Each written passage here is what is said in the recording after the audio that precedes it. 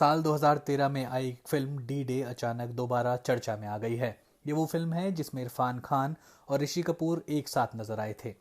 निखिल आडवाणी की इस फिल्म में ऋषि कपूर पाकिस्तान में मौजूद एक गैंगस्टर बने हैं और इरफान उन्हें पकड़ने की कोशिश में जुटे अंडरकवर इंटेलिजेंस ऑफिसर वली खान। इन दोनों कलाकारों का कनेक्शन सिर्फ ये फिल्म ही नहीं है, दोनों दुनिया से जाते जाते भी एक रिश्ता निभा गए। रुखसती हुई तो महज एक दिन के अंतराल पर। इन दिनों ज्यादातर खबरें कोरोना वायरस के इर्द गिर्द घूम रही हैं, लेकिन 2 दिन कुछ अलग रहे और इन 2 दिनों की सबसे बड़ी खबरें भी। 29 अप्रैल का दिन निकला तो खबर आई कि जाने माने एक्टर इरफान खान अब इस दुनिया में नहीं रहे। देर रात तक उनके जानदार अभिनय और असमय मौत का जिक्र छिड़ा रहा।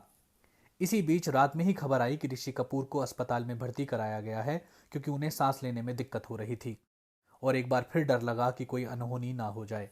गुरुवार सवेरे 30 अप्रैल को यही हुआ। ऋषि कपूर भी इस दुनिया से अलविदा हो गए। 2 दिन में फिल्म जगत ने 2 शानदार अभिनेता खो दिए।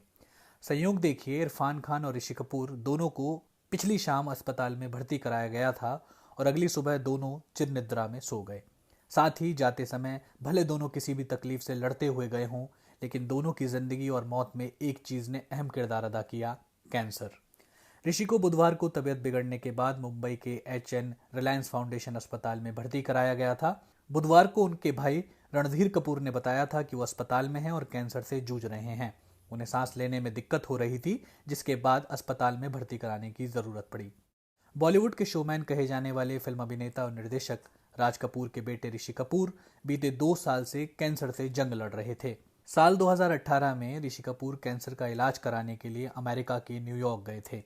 कई महीनों तक वहां पर इलाज कराने के बाद ऋषि कपूर ने 2019 में भारत में वापसी की, लेकिन यहां वापस आने के बाद भी लगातार उन्हें अस्पताल के चक्कर लगाने पड़ रहे थे।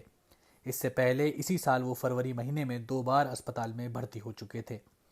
दूसरी ओर बॉलीवुड अभिनेता इरफान खान को मंगलवार को तबीयत बिगड़ने की वजह से मुंबई के ही कोकिलाबेन अस्पताल के आईसीयू में भर्ती किया गया था। उनके प्रवक्ता ने बताया, मुझे यकीन है कि मैं हार चुका हूं।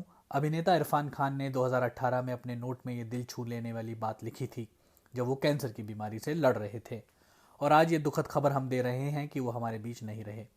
इससे पहले इरफान ने बताया था कि उन्हें न्यूरोएंडोक्राइन ट्यूमर हो गया है। अपनी बीमारी के बारे में इरफान ने आगे लिखा था, न्यूरो सुनकर लोगों को लगता है कि ये समस्या जरूर सिर से जुड़ी बीमारी होगी, लेकिन ऐसा नहीं है। NHS.UK के मुताबिक न्यूरोएंडोक्राइन ट्यूमर एक दुर्लभ किस्म का ट्यूमर होता है जो शरीर के कई अंगों में विकसित हो सकता है। हालांकि मरीजों की संख्या बताती है कि ये ट्यूमर सबसे ज्यादा आंतों में पाया जाता है। इसका सबसे शुरुआती असर उन ब्लड सेल्स पर होता है जो खून में हार्मोन छोड़ते हैं। ये बीमारी कई बार बहुत धीमी रफ्तार से बढ़ती है, लेकिन हर मामले में ऐसा हो ये जरूरी नहीं है।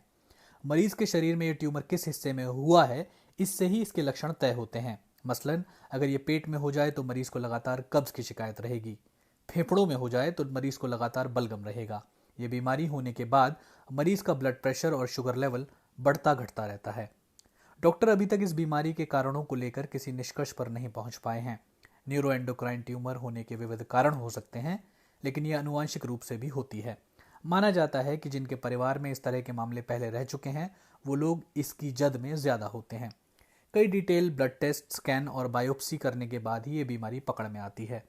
ट्यूमर किस स्टेज में है, वो शरीर के किस हिस्से में है और मरीज की सेहत कैसी है, इन सब के आधार पर ही ये तय होता है कि मरीज का इलाज कैसे किया जाएगा। दूसरी ओर ऋषि कपूर ने ल्यूकेमिया से लंबी लड़ाई लड़ी।